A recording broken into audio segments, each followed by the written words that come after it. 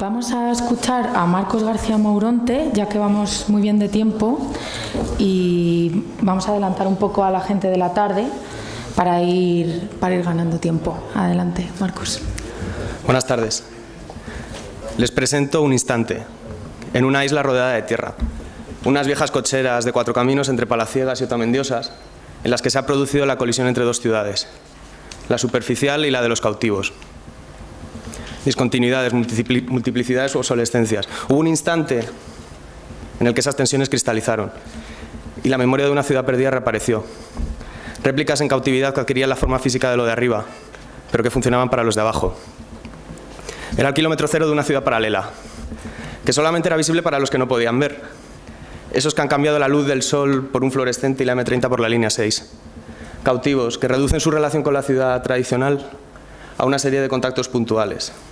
Fragmentos articulados en torno al campo de tensiones que genera el metro. Islas inaccesibles.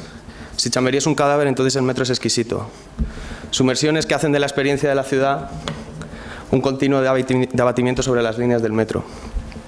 Hajduk hablaba de la ciudad como un continuo de trazas direccionales y de sus edificios como piezas intercambiables de un equipamiento mecánico. ¿Qué pasaría entonces si esos contactos puntuales se apean en estas viejas cocheras? Precisamente el lugar desde el que comenzó esa distorsión, es decir, desde el que nació el metro. Si esa ciudad perdida se replicara en este lugar, precisamente por tener la condición de pertenecer a los dos mundos, al superior y al inferior. Si fuera un fake en el metro, funcionando para sus cautivos. En realidad estas cocheras hablaban bastante de memoria.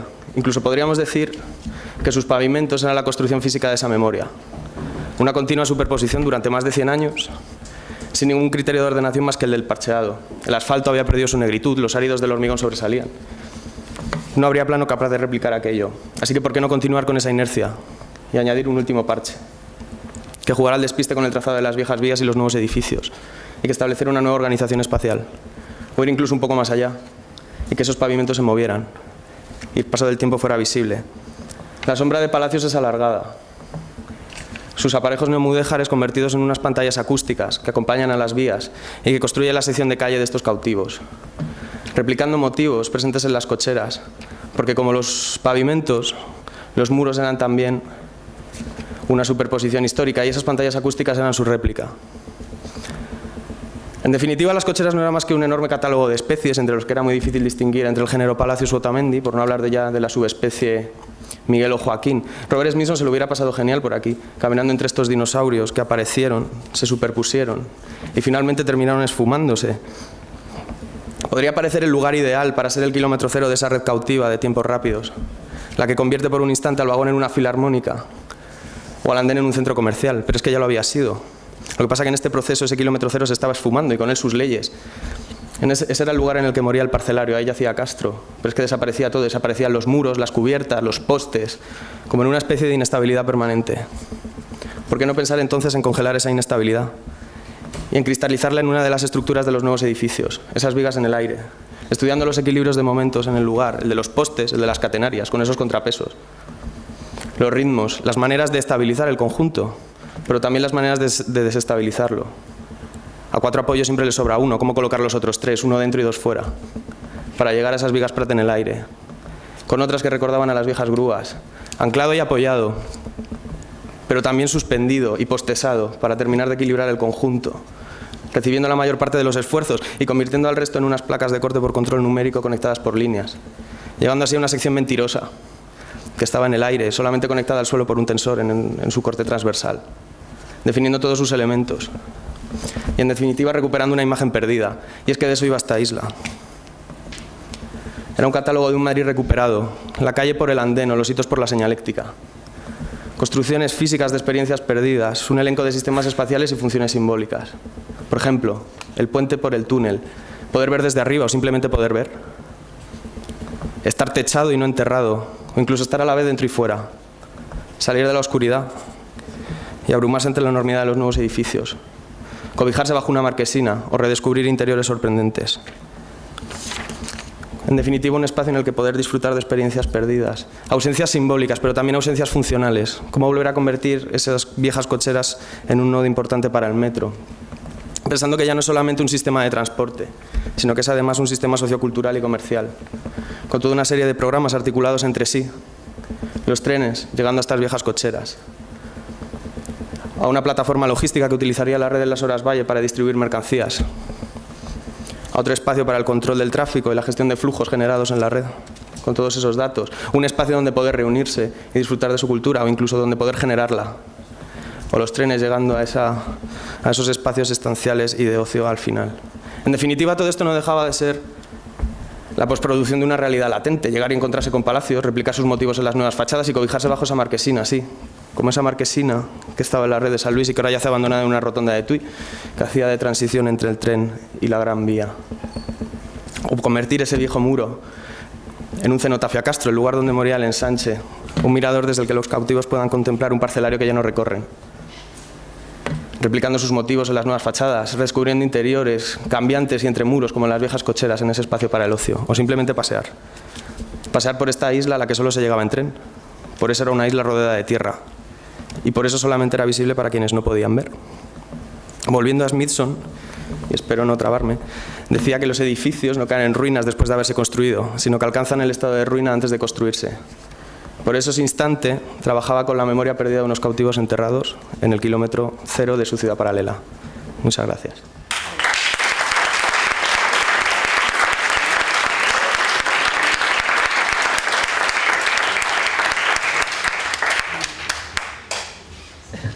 Bueno, a mí me parece también este proyecto verdaderamente como espectacular, vamos, aparte de la maqueta que yo creo que tiene este atractivo ¿no? fascinante y todo enlazado también con los colores, yo creo que es un elemento bastante atractivo.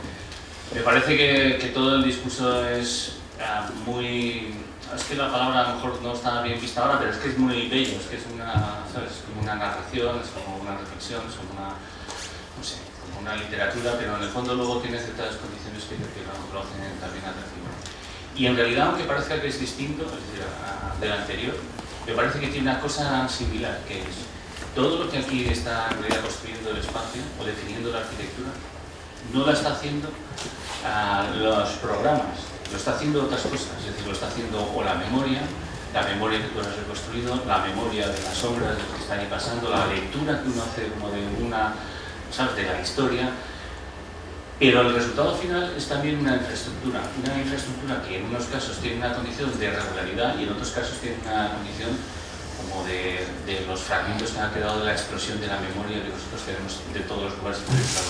Entonces, en los dos casos, a través de la regularidad de una condición muy neutra, muy genérica, muy infraestructural, y en esta que también tiene una condición de lo más infraestructural, existe una condición también que a mí me parece que es interesante, que es producir arquitectura a través de unos mecanismos que no sean la lectura de, bueno, fíjate lo que voy a decir yo, la lectura de un diagrama que nos llega a un resultado y que parece que al final acaba teniendo una condición específica lo que uno tiene que leer respecto a lo que uno tiene que tener. Y en este lugar es que puede ocurrir cualquier situación, porque solamente es, ¿sabes?, unos elementos que van a ser soporte de la vida, vamos, en realidad de la vida urbana.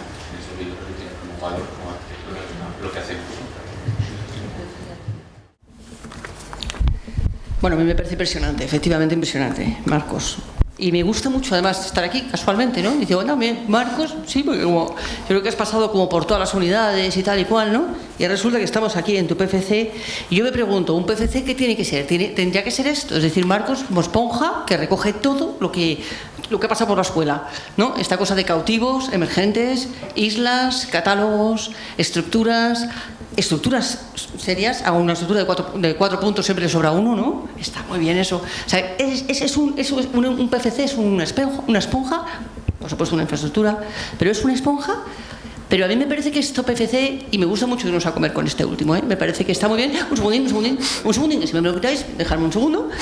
Felicidades, que ya sé que tenemos otro más. Un segundo, felicidades. Pero yo querría saber, es un PFC que es una esponja y a la vez a mí me parece que es una proyección. Es decir, me parece que tiene las dos cosas. O sea, recoge todo lo que ha sucedido durante tu aprendizaje en la escuela, pero a su vez está como proyectado, como inacabado y como hacia el futuro.